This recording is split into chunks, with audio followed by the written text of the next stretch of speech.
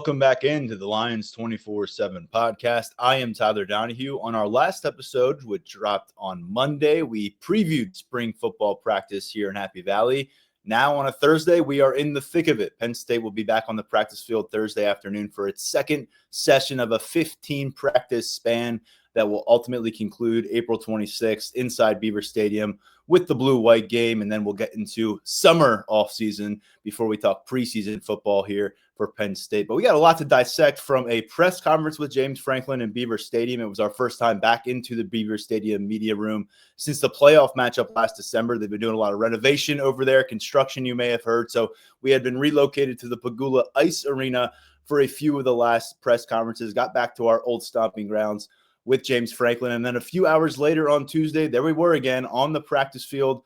Thanks to Penn State for expanding our look at practice on Tuesday. Normally we get about 3 or 4 periods of practice during our observation looks. This time around, 8 periods. It was probably about 40 minutes or so on the practice field for us. So enlightening, we ended up putting up 2 practice notebooks, one from me on defense, one from Daniel Gallen on offense. Those dropped over for our VIP subscribers at Lions247 on Tuesday. If you're not a VIP subscriber, the time is now if you want to stay updated on the Nittany Lions from a on-field perspective, behind the scenes, recruiting as well. We saw a ton of recruits on campus Tuesday. Some top 100 prospects are here during the course of March and April. So a lot to follow.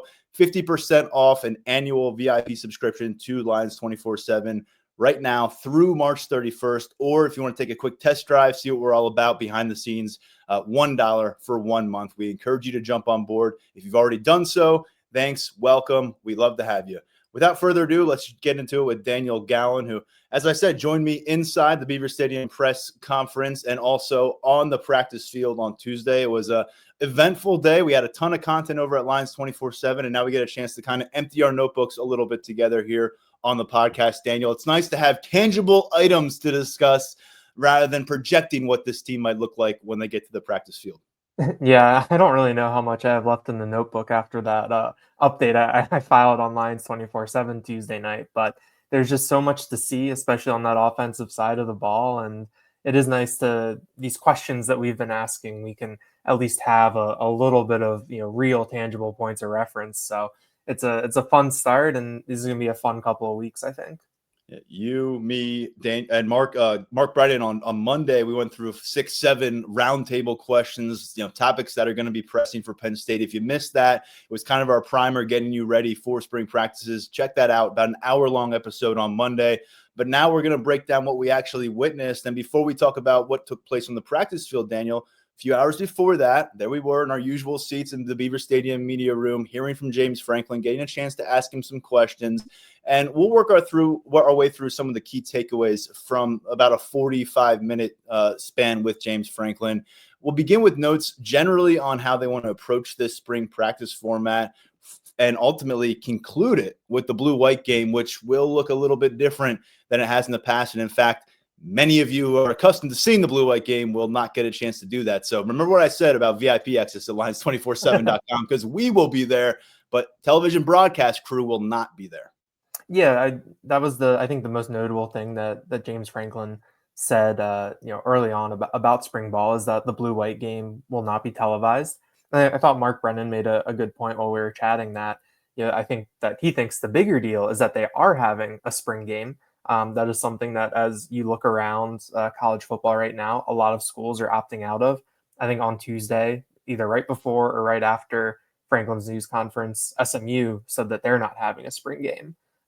That's a little bit different. I was chatting actually with a friend down in Dallas, Tuesday night, and we were talking about spring games and stuff like that, and about how it means something totally different, to Penn State than it would to SMU. And so I think that if you're Penn State, the fact that you're having this spring game, you're going to bring tens of thousands of people to Beaver Stadium. They're going to get the look at the Nittany Lions. They're going to have the fans are going to have the opportunity to interface with some of these players, with some of the events that go on over the course of the weekend. I think that's a really big deal, and that's something that is good that it's sticking around. At the same time, I think taking it off TV, that just kind of shows where everyone's mind is right now in college football. That, personally, I think that if a personnel department out there is worth their salt, they're going to know what your third string guard is capable of. They're going to know like what you have in the fourth string defensive tackle. But that's just kind of where things are now. The way that the transfer portal is, the way that tampering is, you want to try to minimize, I think, some of the exposure that some of these players have, which I totally understand. For some of the fans who live out of area or can't make the trip to Beaver Stadium, I understand that it's kind of a bummer, and that it brings down the visibility of the program a little bit. But I think that we all understand where this stuff is going, kind of where these coaches' heads are at in this era, and it makes sense, from a certain respect to take it off TV. But I do agree with Mark that the fact that there will still be an event this spring. James Franklin talked about that he knows how important it is. I think that still having that connection, that human element, I think is really important for Penn State, and it's good that they're holding on to it. Many of the world's most successful leaders are paranoid people when they're sitting at the top of the totem pole, and that definitely seeps into the college football world. I've worked in an environment where you could tell what the paranoia was like, and now I've seen it a little bit differently as a reporter, the outside looking in. And look, we talked about it a few days ago. You got Maryland and Rutgers recruiting coordinators dissecting, the fourth quarter of your spring game, and they really like what your redshirt freshman cornerback did, and he's not going to play much for you, but maybe they can come up with something for him that's a more appealing plan. I get it. I think I'm with you right now. I'm just glad that we get a spring game.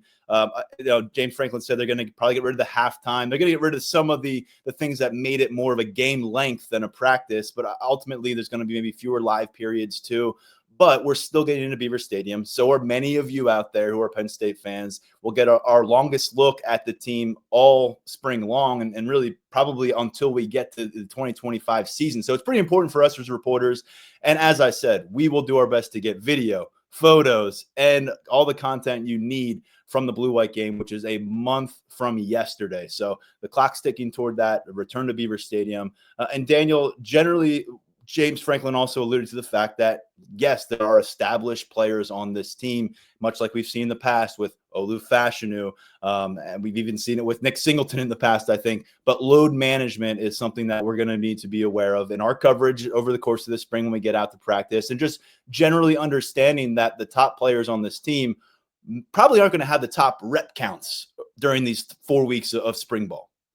Yeah, I think that it's something that James Franklin has shown these past couple of years, especially when it comes to the players who've elected to come back for another year when they could have gone pro. Like you said, Olu Fashanu, last year with Tyler Warren. There's just the opportunity that what you have in these guys, and there are certain things that you need them to do in terms of keeping guys in shape, working on different things, maintaining chemistry over the course of an off season.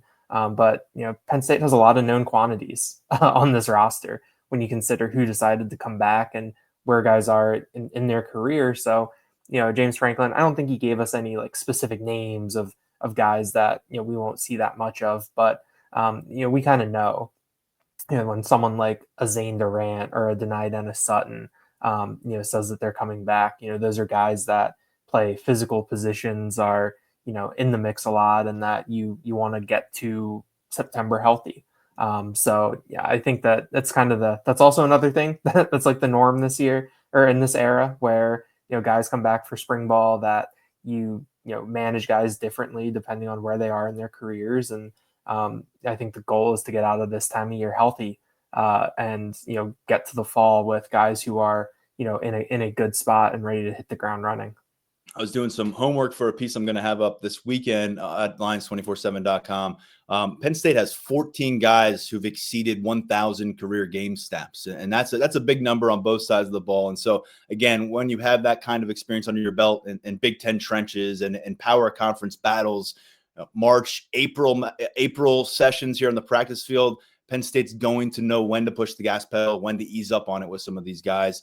In terms of availability, three key names that James Franklin addressed that are not fully available to open spring ball. None of them are surprising based on our coverage. Tony Rojas, who was seen in a sling earlier this winter, he told us last month during an event at team facilities that wasn't sure what his outlook was going to be like for spring ball, but he was very confident he would be ready to roll for the 2025 season. He was dealing with a shoulder injury. We appear to be wearing a brace throughout much of the year last year, playing through that. He's not available for Penn State to start spring ball. Neither is Anthony Donko, who was the starting right tackle for 10 games last year, suffered an injury in November, came back to the sideline on crutches. You had Nolan Rucci step up in his absence. Not surprising that he's not out there either. And same for Andrew Rapplier, really promising tight end. He's now a redshirt sophomore. Last year started alongside Tyler Warren in the season opener. Ends up injured on the practice field before the second game.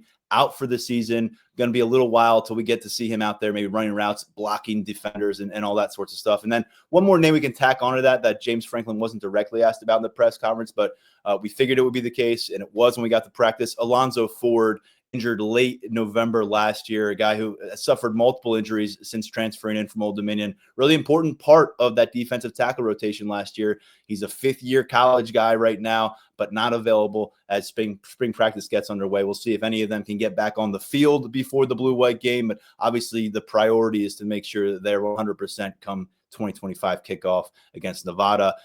Commentary was pretty good from James Franklin on Kyron Hudson and Devontae Ross. He did note that, like us, he hadn't seen them in a practice situation yet. This was a few hours before both the transfer wide receivers got out there and caught some passes from their new quarterbacks. But Ross, the former 1,000-yard receiver at Troy, Kyron Hudson, the former starter at USC, who caught a touchdown against the Nittany Lions last year in Los Angeles. Daniel, you got your eyes on them. You were locked in on the offensive side of the field on Tuesday. Kind of take us through what James had to say about that group and then add your own seasoning to it.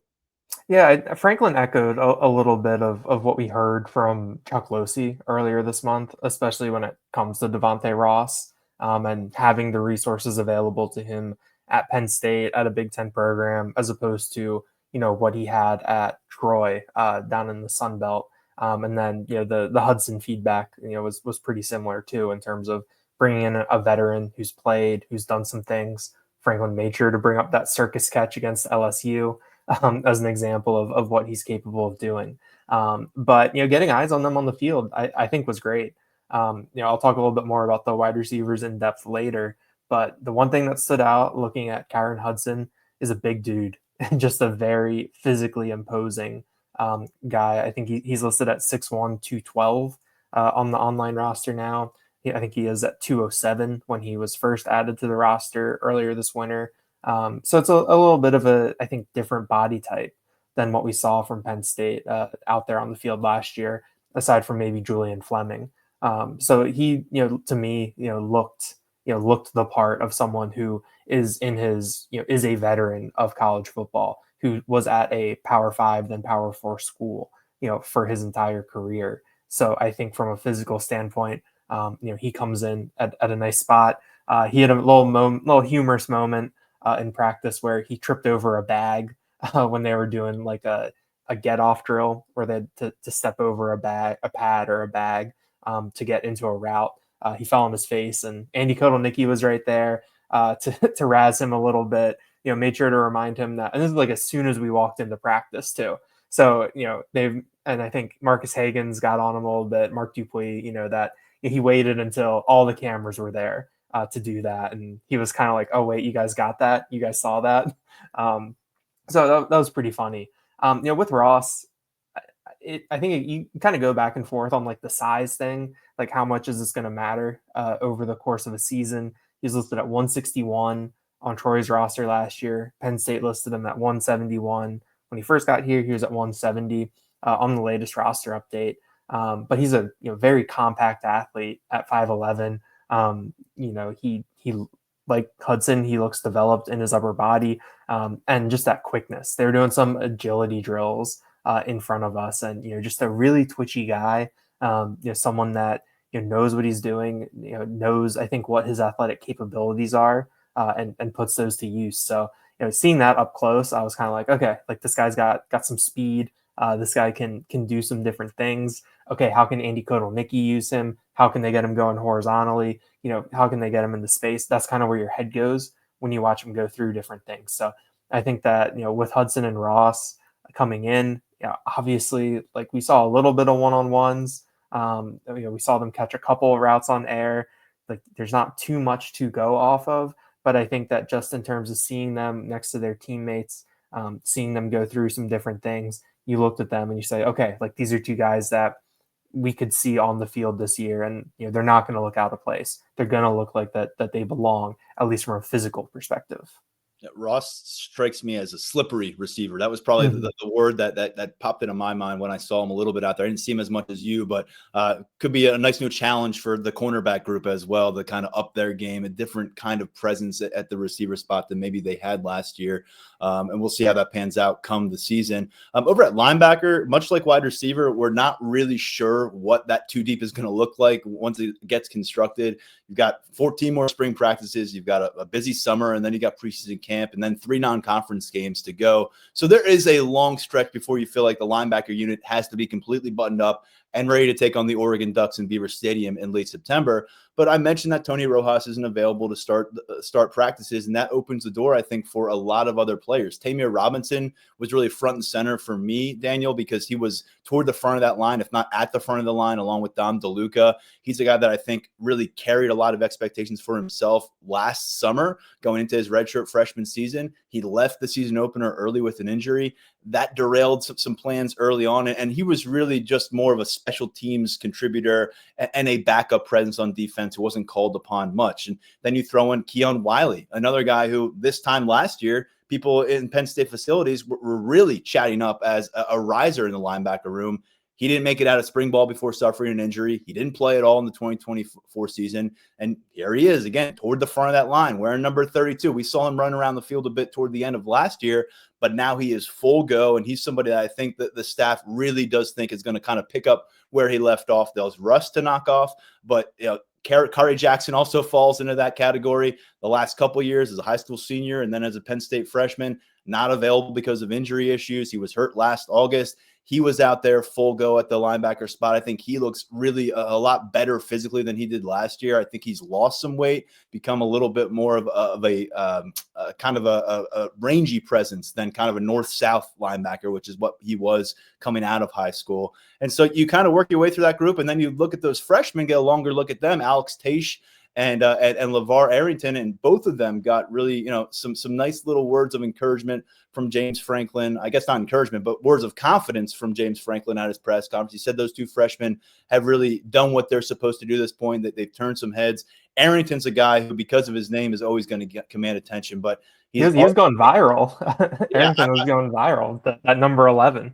Yeah, he's wearing number 11, which is a big deal, and everyone is used to seeing Abdul Carter of late wearing that. And I'll say he's still got about 30 pounds at least to catch up to where Abdul Carter is and where Abdul Carter, quite frankly, was as like a freshman. He was a big dude when he got to campus.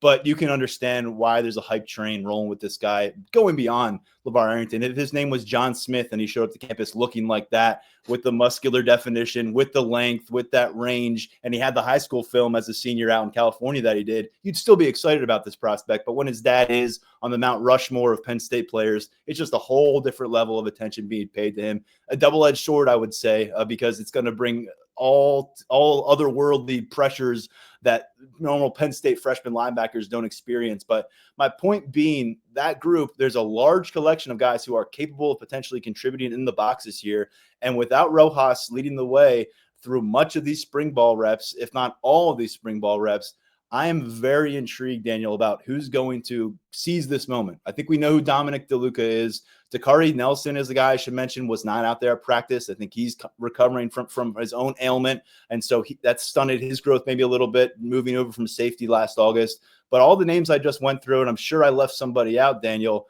we got a really eclectic mix of relatively young, certainly on proven talent. I remember when I didn't mention Anthony Specca. He's a guy they're very excited about. He's a guy that I thought maybe should have or could have burned redshirt last year when they were looking for solutions on that linebacker two deep. They walk that line with him, and now he gets to the point where I like his odds to end up as a two-deep contributor. And so we don't know what it looks like when Oregon comes to town with this high-octane offense, but they've got a while to figure it out, and this is a spot where I'm telling you, there's talent in that room. There's not established names, but there's talent, and there's a variety of it for Dan Connor to assess. Certainly. I think that how this shakes out is going to be, pretty interesting to follow. And I think something that's maybe a little bit more of a lower storyline with the linebackers is if someone forces the issue to get onto the field. James Franklin laid it out that he thinks this defense under Jim Knowles is going to be more of a 4-2-5, 4 linemen, 2 linebackers, 5 safeties, or not 5 safeties, 5 DBs. And Franklin said that a lot of that is based on the personnel that you have on your team. We've talked so much about the safety and the cornerback rooms at Penn State and what Anthony Poindexter and Terry Smith have done. And so, that's where the talent is. That's where you can shape things a little bit. Also in the modern college football game, more speed, the better on the field in some cases. And so, but Franklin laid it out that it's like, if you have a bunch of linebackers, you might be more inclined to play 4-3. That's what he said, that when they came from Vanderbilt to Penn State, that you have a ton of linebacker talent, you have the tradition, let's lean into that a little bit more. And so, that kind of makes me wonder, like, could you're going to have your starters, could a third guy force the issue to get onto the field? Will a fourth guy make it so that you rotate a little bit more? And that's kind of what you figure out in spring. This is where you lay the groundwork for that. And so, I think Tony Rojas, not being on the field right now, that opens up a big opportunity because you have him and King in terms of absences. So, I think that these young guys, I'm sure they're aware of the situation around them and what they can do. And you can really make an impression right now. And so that when we get to, fall camp, things might look a little bit different. Pecking orders might be different. You might need scheme might change a little bit. Who knows, what the changes down the road can be. But you can really start that right now. There is the competition within the defense to get on the field to find those best 11. And you could see linebackers, safeties, and cornerbacks competing for that 11th spot, like you just referenced, whether it's a Tamir Robinson or Anthony Specca trying to get on the field as a third linebacker, or a King Mack at the safety room, or Zion Tracy, who finished last year as a starter in that nickel role. So this isn't necessarily unfamiliar territory. They used to call it the star package when Brent Pry was here. We know that they blitzed the hell out of that corner. Johnny Dixon was blitzing everybody off of that spot under Manny Diaz. And then last year, of course, it was really an established Lion role. So not necessarily a big change in philosophy. And this is also the way James Franklin's defenses typically rolled at Vanderbilt, as he talked about early on in his Penn State time. The 4-2-5 is what you're going to really see as the hallmark, but we'll see if another position group forces the issue. And he also alluded to that kind of tug of war between the tight end room and the receiver room, just while we're on the subject here, Daniel. And it's something that he brought up last year, but he said, look, if my second tight end is clearly better than my third receiver, you're not going to shortchange your team. And what did we see last year? Probably 11, 12 of the regular season games. It was 2 starting tight ends. And we saw that in the playoffs as well. Khalil Dinkins was, 30 to 40 game snaps alongside Tyler Warren, an All-American. And so now let's just quickly talk about that, because we got eyeballs on Luke Reynolds. We got eyeballs on Joey Schlaffer. We got eyeballs on Andrew Olish. These are all guys who are, different physical realms last year than they are now. They have grown up a bit. And we also got eyes in this wide receiver group. I think it's still fair to say, until proven otherwise, I'm giving the edge to the tight ends right now.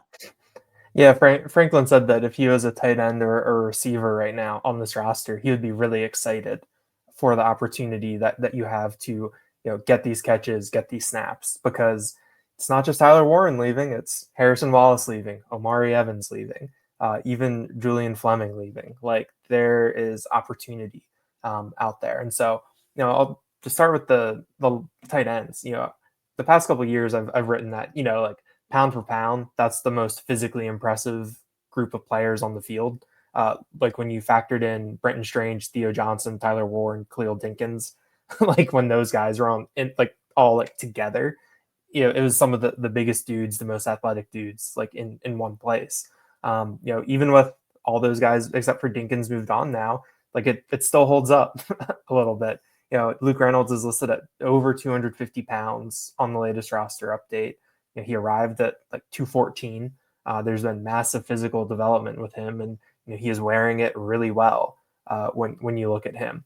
From across the field, seeing Joey Schlaffer, like he's listed at 6'5", 245, and he was someone who came in, probably in the upper, 2 teens And from across the field, you look and he might be the most physically impressive, just the eye catching with just having that size on that frame. And then you factor in the younger guys, Andrew Olish and Brian Kordovich. Kordovich came in, I think, a little bit more built. He was kind of a stockier tight end or sturdier tight end, whereas Olish comes in and is just long, and you have a lot to fill out on the 6'5" frame. He's listed at 220 on the latest roster update. And when you watch Olish, like you really see it. You can see what they have to work with. You can see this frame that he has. His arms look incredibly long. It's going to be exciting to see how he comes along. And when you talk about being able to force the issue in different ways, he seems like one of these guys that, okay, let's see how the summer goes. Let's see how that physical development goes. Let's see how the mental development goes. And then when you get into the season, all right, how is Penn State potentially going to deploy his games if they don't greenlight him? When do you try to work him in? Things like that. So I think this tight end group is going to be really interesting. It is kind of, it's a little weird to come in and they don't necessarily, like, Khalil Dinkins has played a ton of football, but he doesn't come in as that necessarily like the headliner, like a proven producer, like you've had these past couple of years of passing the baton from Strange to Johnson to Warren. So it's going to be interesting to see how it shakes out. And then on top of that, you're going to add Andrew Rappelier to this mix at some point. And you want to talk about another big dude who stands out. He fits that bill as well. So I think that this is going to be the third straight year and the maybe fourth in the past five years where Penn State has a tight end drafted. When you go all the way back to Pat Freiermuth, and they're still in good position to have a talented, productive tight end room. And of course, Freiermuth stepped up as a starter as a freshman right after they lost Mike Gesicki, who is still doing his thing in the NFL. NFL rosters are filled with Penn State tight ends now, and this group looks like it could add to that in the years to come. And I'll just say, Andrew Olish, when we saw him last summer, he was sudden, he was smooth. He's still both of those things on a Penn State practice field. And you just wonder how it's going to look when he's sharing the field with those kind of specimens, guys who've been around this game. It still looks the part. And so that's good to see. And by the way, when you talk about Luke Reynolds, my comparison for him was Mike Gesicki back in high school. And when we were talking about that, it was the ability to go up and get the ball in traffic and really just reach up, grab the ball, pluck it out of defenders' hands occasionally, and just bring it into his own breadbasket. And he is all those things, except he is far more of a physical presence now than I think Mike Gesicki really ever became at Penn State. I shouldn't say that before he goes out and does it over the course of his entire sophomore season. But certainly when Mike Gesicki was a second-year Penn State tight end, and he had already been playing a key role for Penn State, he was not where Luke Reynolds is. And we saw it again, guy going up, getting airborne, fighting through defenders. He is really fun to watch just on a one-on-one setting. And again, I can't imagine that a third wide receiver is going to be able to stiff arm that group throughout this season. I think we're going to see a lot of two tight end sets for much of the year. Daniel, we also got a bit of a progress report on Drew Aller, whose job is going to be to make those tight ends and wide receivers look good and vice versa. James Franklin was asked what the next step is for the senior quarterback, and he said he's not going to point to one thing. It's all things. He talked about completion percentage. He talked about his ability to go at and do things with his legs. He talked about his ability to lead the team. And so you kind of work your way through it, and it was a pretty general answer from James Franklin. But I think it's just a reminder, as Franklin said, he's 6'5", 235 pounds, but he's still, in their eyes, a kid, and he's still got all his development ahead of him. Well, he's preparing for his 30th career start. He turned 21 years old this month. And let's face it, if it goes right for him in year 4, he is going to be discussed near the top of that 2026 NFL draft board. But let's also be honest, he's 0-3 against Ohio State and Michigan as a starter. All 3 of those losses were defined by really poor offensive performances.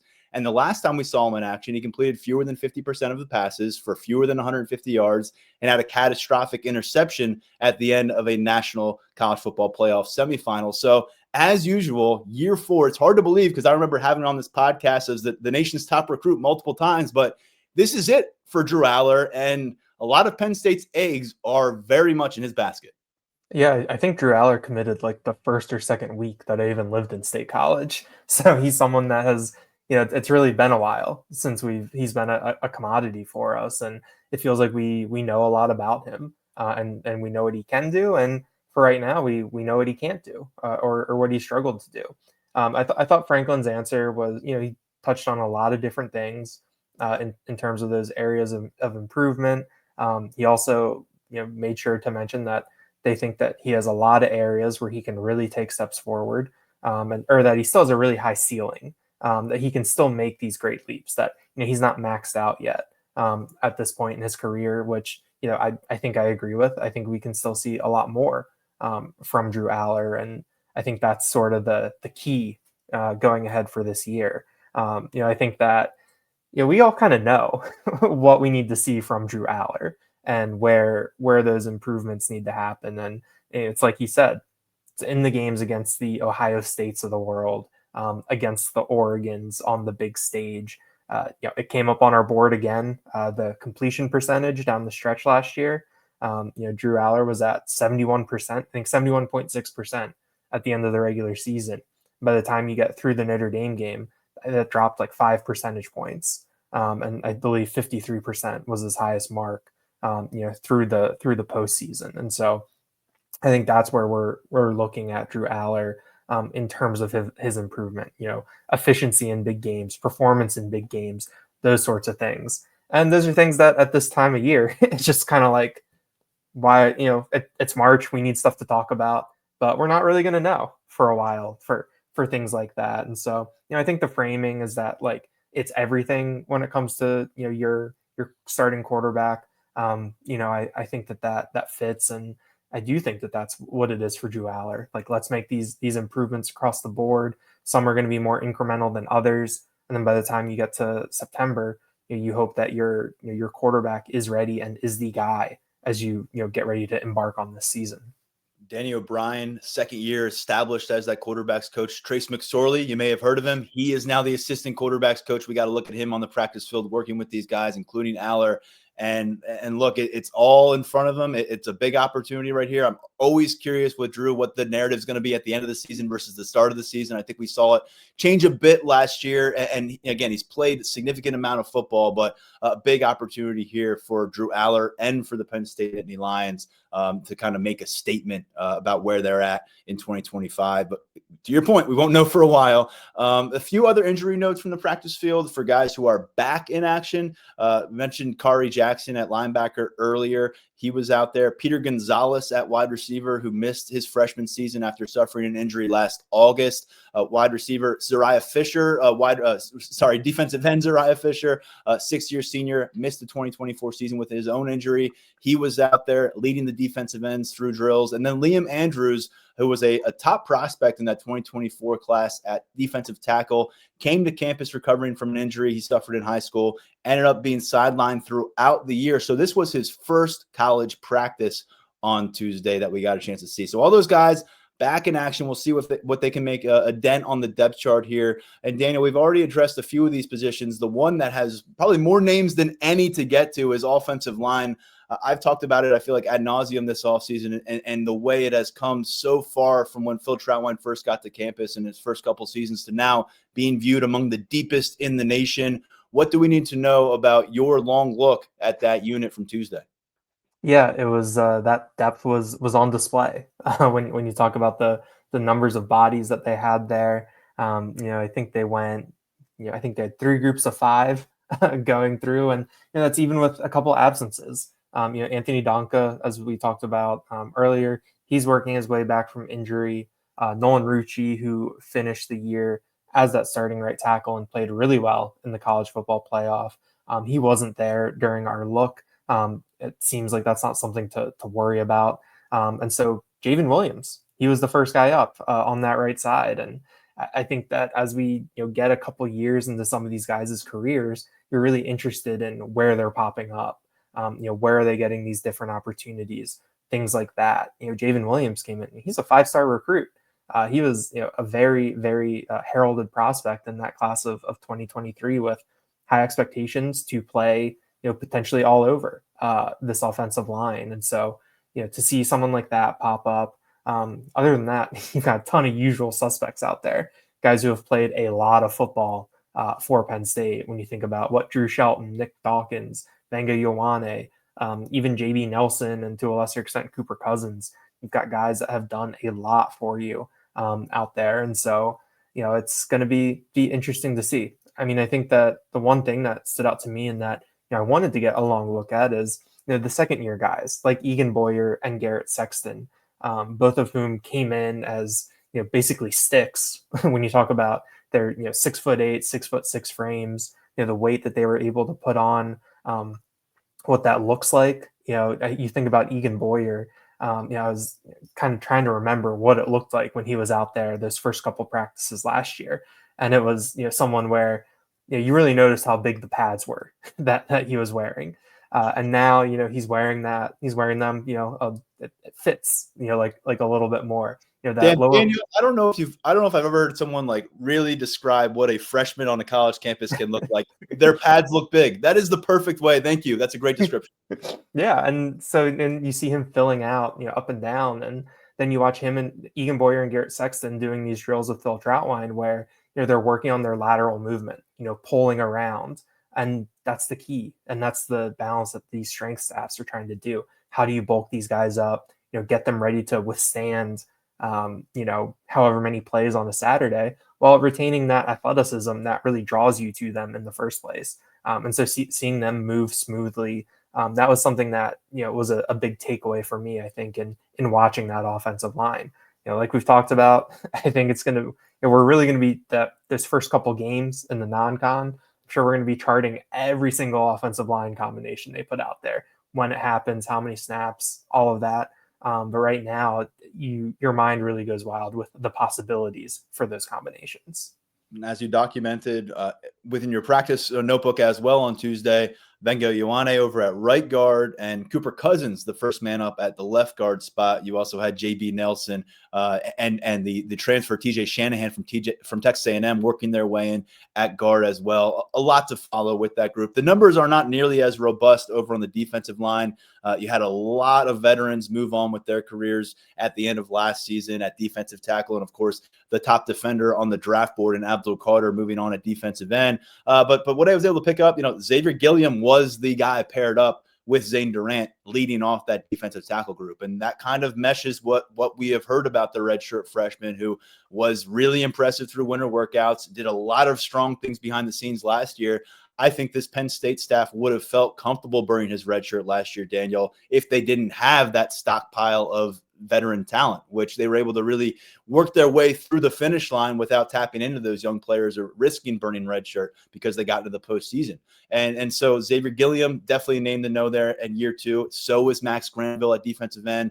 If Zariah Fisher wasn't leading the defensive end line, it was typically Granville, who, again, preserved red shirt last year. We got some looks at him, flashed a little bit, a guy that was supposed to be in the 2025 recruiting class and ended up transitioning to the 2024 class late in the process. And I think you mentioned Denai Dennis Sutton wasn't on the field on this Tuesday. Don't read too much into that. Nothing we're hearing suggests it's a long-term situation to monitor, but more opportunities for a guy like Granville, for a guy like Zariah Fisher, who didn't get those practice reps last year. And then some other young pieces. Jalen Harvey was near the front of that defensive end line. We saw him flash a little bit while preserving red shirt last year. And I White was toward the front of that defensive end group. He is somebody who spent time at Texas A&M the last 3 years as a former top 100 prospect. Because of injuries, because of lack of production, it didn't really pan out for him over the course of that time. Now here he is, fresh start, year 4. Can he make a contribution there? He's out there. Good to see him out there active after dealing with a knee injury at Texas A&M. And then I'll just circle back over to defensive, still stay with defensive end, actually. Guy that really caught my attention, Daniel, and we'll see how it pans out, is Malachi Williams. He's another one of those second-year defensive ends. Like Max Granville, like Jalen Harvey, there's excitement about him in the facility, but probably not as much as we've heard on those two. Williams is packed on pounds. He reminds me a lot of Adiza Isaac with his frame right now. He's long. I think he's up to 6'3", 250 pounds. That's right around where Adiza Isaac spent his career, becoming an all Big Ten caliber defensive end. And the other name I just wanted to get to, Deshaun Burnett. Keep him on your radar. We saw him work as linebacker last year during Penn State prospect camp. His length really stood out then. I think it still stands out, even though he has moved from linebacker to defensive end, and one of those wiry kind of defenders that you just want to see what Chuck Losey and the strength staff can do with him over the course of his first year. What might he look like come August and September with a few more months in this program? So Unlike offensive line, there's not a lot of established starters, not a lot of guys that we've seen play Big Ten reps. But at the same time, this is a staff that has accrued these guys for a reason. They're all on this roster for a reason. Many of them had blue chip backgrounds, and you have some leaders in this unit like Zane Durant, like a Denai Dennis Sutton to keep that group on track. But a bit of a reset in terms of that too deep in some key areas with so many veterans moving on. And in terms of those veterans, we got a chance to see a bunch of them, Daniel, at spring practice. Many of them were watching, and we're going to get to that group in just a moment. We'll focus on Pro Day. Just a quick preview before we turn our attention towards a new commitment for Penn State's recruiting class. But I wanted to finish with observations on the two new members of this coaching staff. There's a lot of new guys around this program and the staff, but the two most prominent pickups: Stan Drayton, the running backs coach; Jim Knowles, the defensive coordinator. I'll let you begin with Drayton since you were watching offense, and then I'll just share a few takeaways from monitoring Knowles in his new setting. Yeah, I think with Stan Drayton, the one thing that stood out to me was that it was very businesslike. It was very like, all right, we're doing this now. This is how you do it. This is what you need to do. Maybe that's his first practice. I know that his personality and what we've heard, he carries a lot of gravitas, and has a very proven track record. When you think about Jalen Sider, Jalen Sider's personality was, he was very demanding on the practice field, but he was very jocular. He's very joking around with the players. Sense of humor, some laughing, some good one-liners. I think that part of that comes from his personality, but also, last year he's in his 7th year in the position, the level of comfort, being part of this, knowing how to do things, and especially with Allen and Singleton, just the relationship that he had with those guys for so long, and that, the chemistry that they had, I think that also plays into it. But I thought that Drayton was very vocal. When you have Singleton and Allen leading that line, I think that sets the tone for what those freshmen and younger guys who are following them need to do. And I think that was very clear. And so Drayton, it was kind of weird, looking towards the running backs, not seeing Jalen Sider. You kind of Charles Walker, the assistant running backs coach, is still there, so there's still familiar faces there, but there's a kind of a double take every time you look over there and see Stan Drayton. But he made his voice heard. He's running those ball security drills for these guys, and it kind of just shows how everything in this business changes a lot. Yeah, it's going to be weird come prospect camp season 2 without Sider, because he was one of the coaches who would always kind of have a few words for us in between sessions on the camp circuit. We'll learn more about Stan Drayton. We'll learn more about Jim Knowles, who I can tell you this, already is operating differently in practice than the last 3 defensive coordinators that I have personally covered here at Penn State, with Brent Pry, with Manny Diaz, with Tom Allen. When you went on the practice field, they were with the linebackers. They were working with the linebackers, maybe less so last year because you had defensive analyst Dan Connor serving as the linebackers coach essentially without the official title. And Tom Allen was kind of monitoring the situation, I would describe it as. But Jim Knowles was literally in the middle of the defensive field, several yards away from every single position group. And in between when drill work, he would look like a traffic cop. He would blow in his whistle a bunch of times. He'd be shifting, pointing this way, that way. And so what I saw out there was the head coach of this defense. He is the highest paid coordinator in college football history, as far as we understand it. And when you watch him on the practice field, you might think, what the heck is this guy doing? Is he coaching anybody? Well, we know Jim Knowles does his best work isolated in a room by himself, and he's a different kind of dude. I'll just say it wasn't hard to pick up on the differences just watching Jim Knowles after the last 8 years of seeing 3 other guys carry that position. So that's my initial takeaway. We'll be back on the practice field on Tuesday, so you'll get another notebook out of us. You'll get more photos, more video, and we'll start to learn more about this team together. We'll get a weekly look at Penn State practices all the way through the blue-white game. Daniel, before we get over to recruiting with Tyler Calvaruso, we're not going to go player by player here with the Pro Day preview. We'll do that maybe after Pro Day on the next podcast, because we'll have some results. We'll have some anecdotes to pass along, but we'll be back in Haluba Hall on Friday morning for Penn State's annual Pro Day. Typically, we see all 32 NFL franchises represented at this thing. Sometimes you see head coaches, general managers, scouts, executives. You never know who's going to show up to this. We do know that Abdur Carter is no longer planning to work out. So that takes some of the wind out of the sails. I've been saying for a while this was shaping up to be the buzziest pro day here in Happy Valley since Saquon Barkley's back in 2018. No disrespect to Tyler Warren and the other guys around it, but when you take a potential number one pick out of the equation, I don't know if Abdul Carter is going to be there and present and supporting his teammates, or he's not going to be there at all. But that's what we know. Drew Rosenhaus, his agent, passed that news along to Adam Schefter about an hour before we sat down to record this podcast on Thursday. With that in mind, Daniel, what are the most interesting items on your agenda tomorrow when we show up with our notebooks and try to see what we see? Because quite frankly, you just never know what guys are going to do because they're talking to their agents, they're talking to their families, and they're talking to franchises and trying to figure out how much exposure they should put themselves at in that kind of a setting. Yeah, it's going to be really interesting, especially when you take a guy like Carter off the board, and then Tyler Warren. How much is he going to do? And we know that he didn't do much, over at the combine, but he's also in that tier of prospects where it's kind of like once you get into that top 10 range, it's almost like you don't need to do that much because there aren't really hairs being split with you in terms of your 40 or different things that you need to do. There's certain prospects that can kind of ascend to a certain level. So I think that you look at guys like KJ Winston. Is he going to be ready to run? Is Jalen Reed going to choose to stand on what he did at the combine, or is he going to aim to improve on it?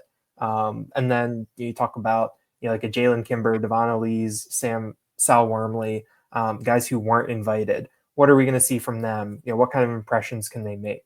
I know that with some of these older guys, some of these veterans, the way that I viewed them not getting those combine invites was that they're players that teams already know a lot about, that there's a lot of film out there on them. I'm sure that scouts that have been coming to Penn State for the past 4 years have talked to Devon J. Thomas or cross paths with him and know him. And so what can those guys do to differentiate themselves? And then you have the wild cards. Like, what did Drew Hartlaub run that 40 in? Like, I think it was sub 4.3. Like, I think it was like a 4.27. Yeah. Like, just is someone going to pop like that? And we know that. Look what Dan Chisena has done. I mean, he's been in the league for 7 years, and a big part of why he's in the league is because he blew up pro day. Yeah. And so there's going to be these guys that maybe we're not thinking about right now that don't project as even a day 3 pick, who, they get on someone's radar. A scout sees them. It only takes one team to fall in love with you, and then you're good to go, and you're on your way. So, like you said, I think that knowing that Carter isn't going to work out, that maybe lessens the electricity around it. I know that going into tomorrow, my idea for what I wanted to write about is just the scene for someone like that. Gonna have to audible a little bit now, and maybe just take the standard pro day view.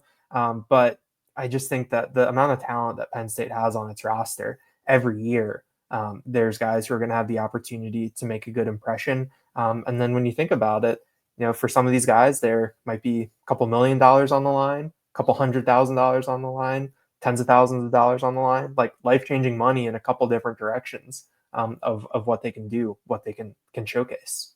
There might be a few less national observers on the scene tomorrow without Abdul Carter. And I don't think I'd reference this specifically, but I think anyone who has followed Abdul Carter understands this is dating back to a shoulder injury that he suffered against Boise State. He played through that injury against the Orange Bowl, was fantastic against Notre Dame, but that's what he's still working his way through. Drew Rosenhaus, his agent again, did say there's a potential for him to do some workouts with NFL teams in mid-April. So that's pushing it a little bit. The draft is in late April, but that's where we are. We will be in Haluba Hall early on Friday morning. We're bringing in Tyler Calvaruso, so it's all hands on deck for us at Lions247.com with or without Abdul Carter. We'll have video highlights of pro day workouts. We'll have interviews. We usually get a chance to speak with all the participants afterwards, so a lot to talk about as they move on to the NFL, and we also like to get a little bit of their insight on the current young rising talent on this Penn State roster. So who knows what kind of content we'll have coming your way, but you can check it all out at Lions247.com. 50% off an annual deal, $1 for 1 month. Join the conversation. Daniel, I think that's going to do it for our segment, which needed to be long today. We had a lot to go over, and we'll be back again next week, you and I, to break down our latest look at Penn State practice, what we saw at Pro Day. Plenty. I mean, we're in week by week by week here. We're going to have more intel to discuss, and it's a good thing for this podcast and hopefully for our audience as well. Appreciate it, Tyler. All right, let's jump into recruiting now with Tyler Calvaruso.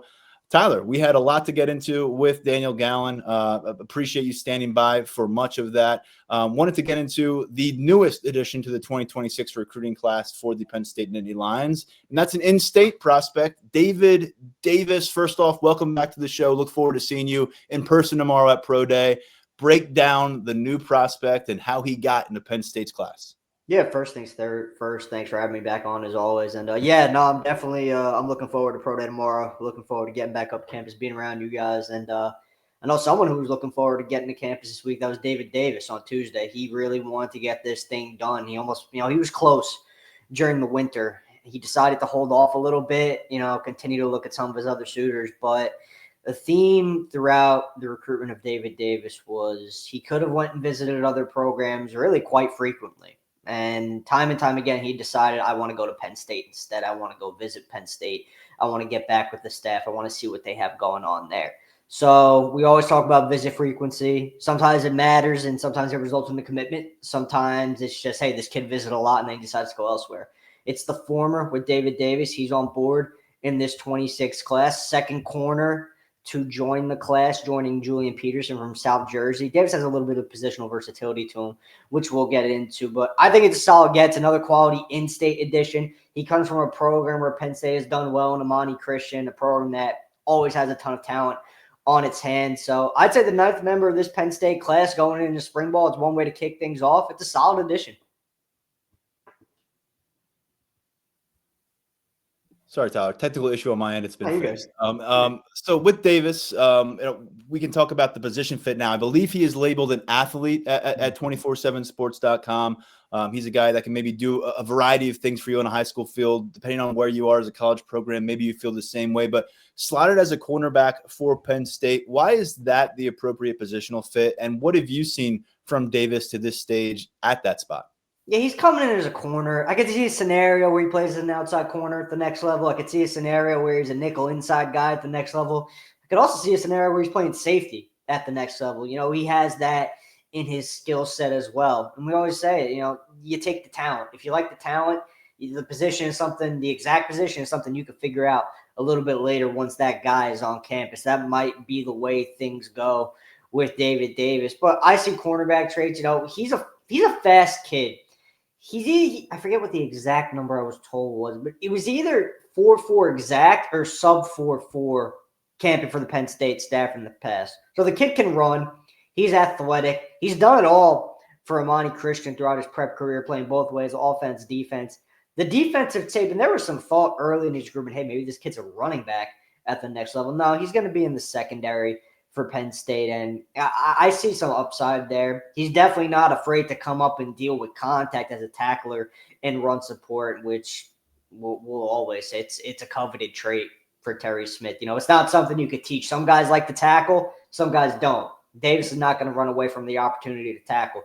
Coverage, I think he's still developing, still refining his technique, which is to be expected at this point in his developmental process, but again, the athleticism shines through, and I think that versatility is going to be a really big thing for him when he gets on campus. Anytime you can plug a guy in multiple spots in your defense, it only adds to his value.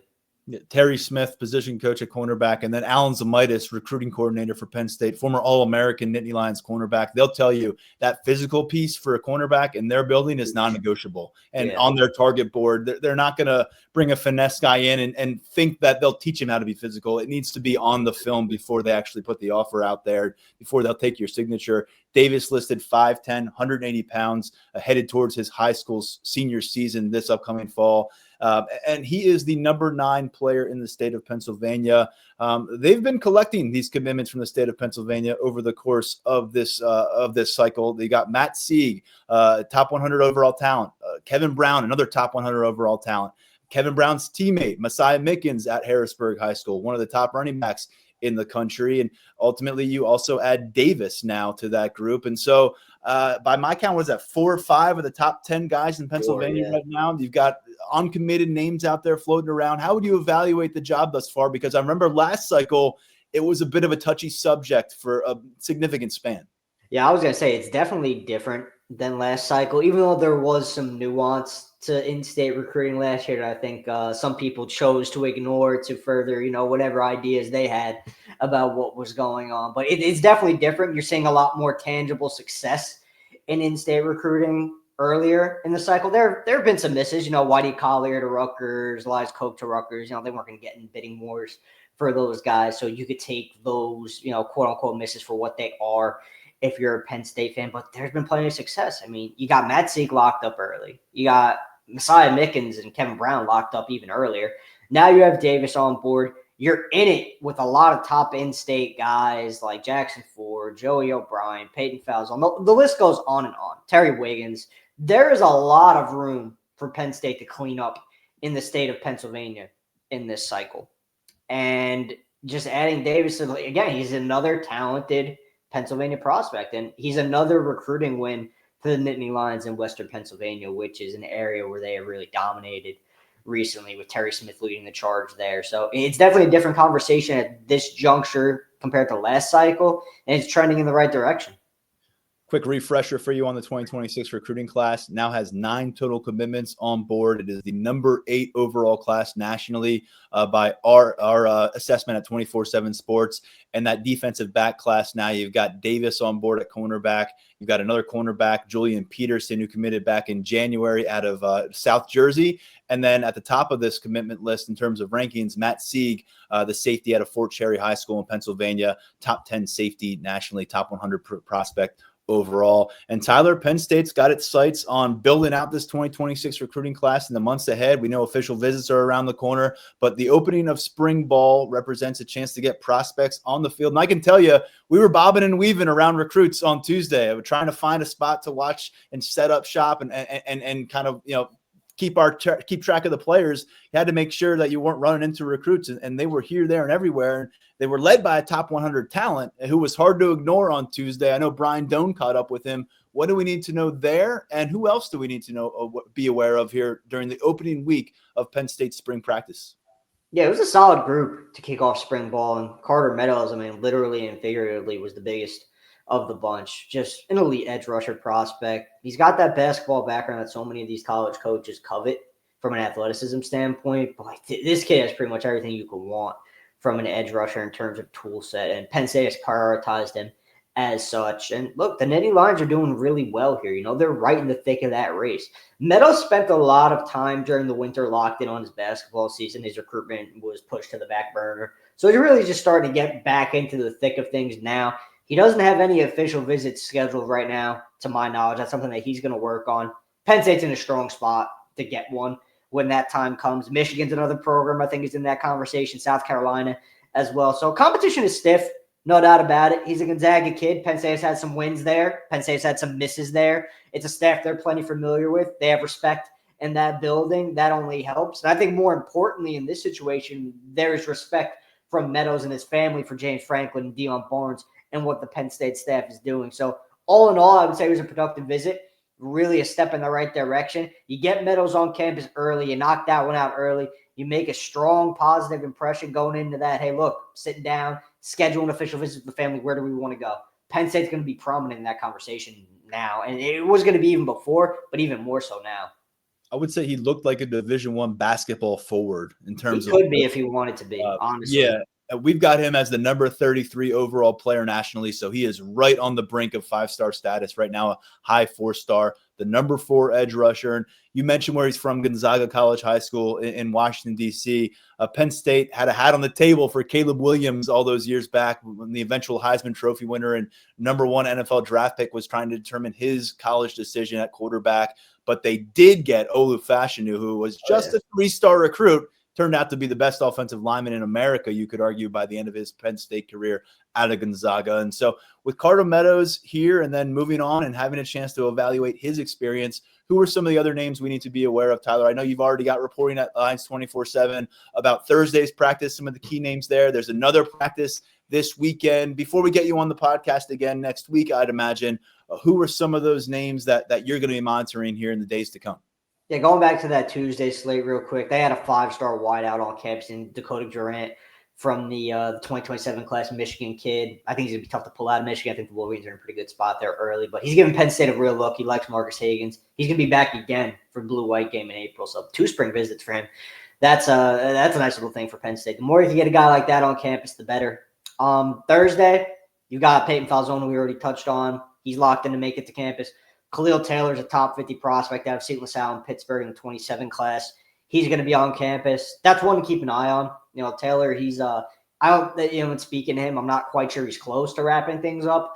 But Penn State, he's gone on the record saying Penn State is his leader. And I think Penn State's going to be pretty tough to beat in that recruitment. Matthew Gregory is another in-state wideout we're keeping a really close eye on. He's high on that board for Higgins and company. He's going to be back on campus Thursday. Really, really fast kid. He's going to be highly ranked when that time comes over on our end. He's got a lot of the skills that make him a high-level wide receiver prospect. Penn State wants him. That's been expressed quite clearly. Penn State's high on that list early on as well. And then Saturday, that's the first Saturday spring recruiting weekend that we have to get into during spring ball. And it's a solid one. You've got guys like Kosi Arpala from Texas, 4-star linebacker who has Penn State on that official visit schedule. Sean Johnson, safety from Maryland, plays at Archbishop Spalding, has Penn State on that official visit schedule. He's going to be on campus. That's really just a taste of it. The Saturdays, it's nice to get guys on campus during the week, and Penn State's going to get some really high-level guys on campus during the week throughout spring practice. But you're going to see the bigger visitor list and the bigger groups of visitors. They're going to come through on Saturday. A lot of that has to do with convenience for a lot of these recruits. You're going to see some priority prospects in the 26 classes, 27 classes. Hey, you're even seeing some guys who are standing out early in the 28 classes on campus. I mean, Tuesday, you had Donald Tabron on campus from Detroit. He's already standing out as an elite quarterback in the 28 class. And, Penn State's been on him since the start. So 28 is not exactly the focus of the recruiting world right now. There are definitely some higher priorities elsewhere, but you've got guys from 3 classes rolling through, really talented players, and Penn State's going to be there for all of it. They've worked really hard to get these guys on campus. Now they're looking to show them, hey, look, State College can be the place for you. It's going to be fun to follow this spring. I have a few follow-ups I'd love to ask right now about some of the things you just mentioned, some of the recruits you just mentioned, but we're over an hour on the show. We had a lot to get to, so we'll dive back into next week. Sure. Maybe by then you will have heard from some of these prospects about their visit experience here at Penn State. But just as we talked about with on-field action now stepping up, recruiting stepping up, and so will our coverage at Lions247. 50% off an annual subscription, $1 for 1 month. And if you decide to take that peek in for a month, I guarantee you'll see a ton from Tyler Calvaruso on Nittany Lions recruiting. Tyler, thanks as always for hopping on the podcast. Thanks, man. Looking forward to tomorrow. That's right. We'll have all hands on deck, as I mentioned, for Penn State Pro Day. Calvaruso making the trip to Happy Valley. Myself, Daniel Gallen, Mark and Grace Brennan will be in attendance. We'll have plenty of content coverage for you at Lions247.com through Friday and into the weekend. We have a lot more spring practice coverage, too, coming your way from conversations and observations, and we'll get another chance to head out in the field next week. So dive in. We have a lot to come here on the podcast over at the site. Happy to be with you throughout the duration of spring practice as we got football on the field once again here in State College. For now, stepping aside, big thanks to Daniel Gallen and Tyler Calvaruso for joining me on this episode. I'm Tyler Donahue. This has been the Lions247 Podcast.